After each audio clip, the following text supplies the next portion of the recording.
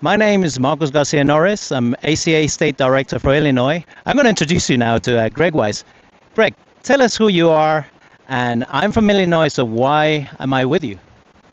Yeah, I met Marcos a couple of years ago, but right now we're doing a 4-day whitewater kayaking course, and we're on the Wolf River in near Langlade, Wisconsin.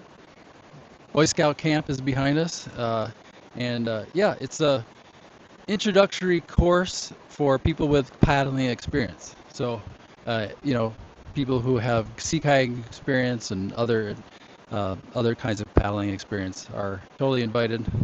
And so it's been a great week so far.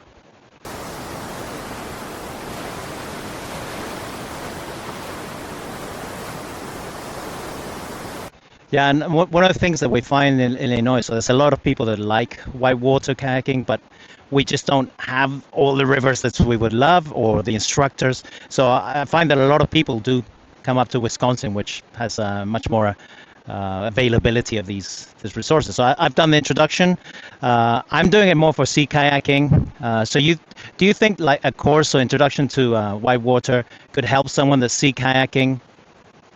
I do actually. I try to get my guides out on the rivers during the summer when we have a day off because it was too windy to get out on the lake, or the trips had to be canceled. And the whitewater is great because we get current, which we don't get current on Lake Superior.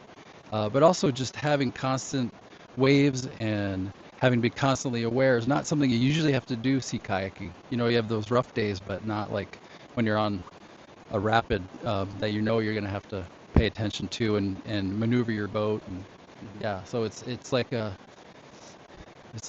kick in the pants. I don't know.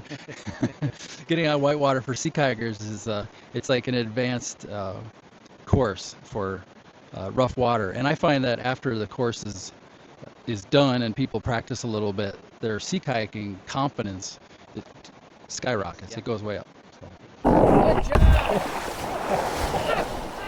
You do much more than whitewater. I mean, I did one of my workshops with you up in Cornucopia. Can you tell us a bit more of the sea kayaking? And I know you're based in a wonderful area, so close to Apostle Islands.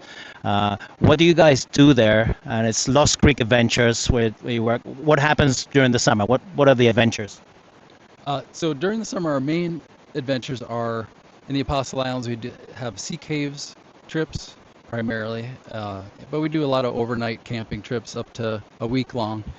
And yeah, and we also do some training at the beginning of the season more. You know, we'll get out in rougher water during May and practice surfing and rolling on an inland lake where it's a little bit warmer. You know, but yeah, that's our main thing is sea kayaking.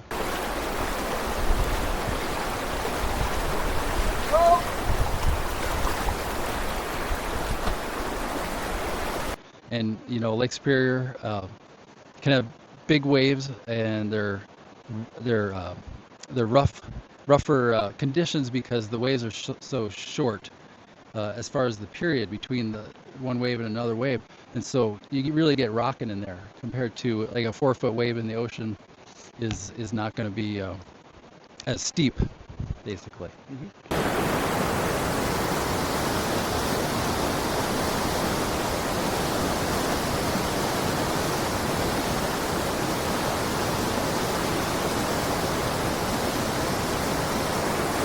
I did a 4-day trip with you guys, so get the kayaks, 2 guides, all food included.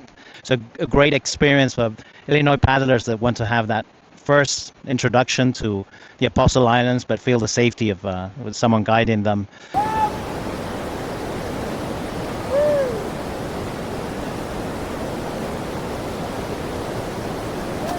I think you guys also organize something to the freshwater paddlers. Yep, we started the Freshwater Paddler Symposium 3 years ago, and at first we had a small group, and it was great. And last year we had 73 people, I believe, and it's mini workshops and mini trips, and a lot of social time hanging out together. And it's 3 days long or so. So it gives people a good opportunity to visit our area, check out the local social life, and also get out paddling with great groups of people.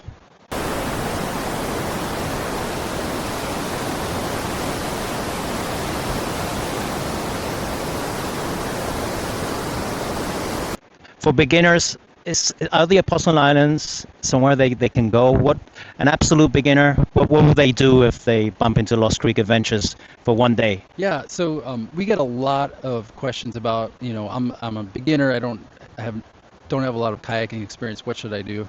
And really, any of our day trips are fine.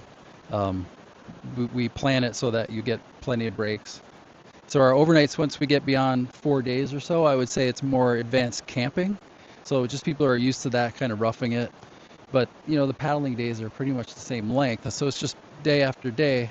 If you're not used to it, it can get kind of wearing. So I would say know your limits, know how much you can paddle in a day before you sign up for a really big trip. But any of the day trips are great, and any of the shorter overnights are fine for pretty much anybody.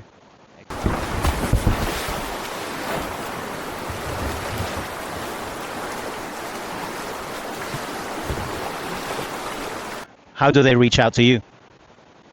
Yeah, lostcreekadventures.org is our website, and you can reach me directly through email on the website. And one question I always ask in these videos is, if you had a free day and you found yourself in Illinois, what would be your dream paddle? So I actually don't know a lot of the rivers in Illinois. I have heard of the Fox River, and I wanted to visit the White Water Park there. And I actually would love to paddle the Chicago skyline. Yeah, so that would be a totally different experience for me. That'd be great. Well, now that you mentioned it, you're invited. Summer solstice, we're actually organizing on June 21st. Where ACA is organizing summer solstice in the Chicago River, and we've got an outfitter there that's doing the historic tour together. So we'll paddle around. So if you're available, you can go there and do that. Thank you very much, Greg. It was very tiring to do this, but absolutely, I've learned so many things. My toolbox is full of new tools that I'll be able to use in the trip. You did awesome.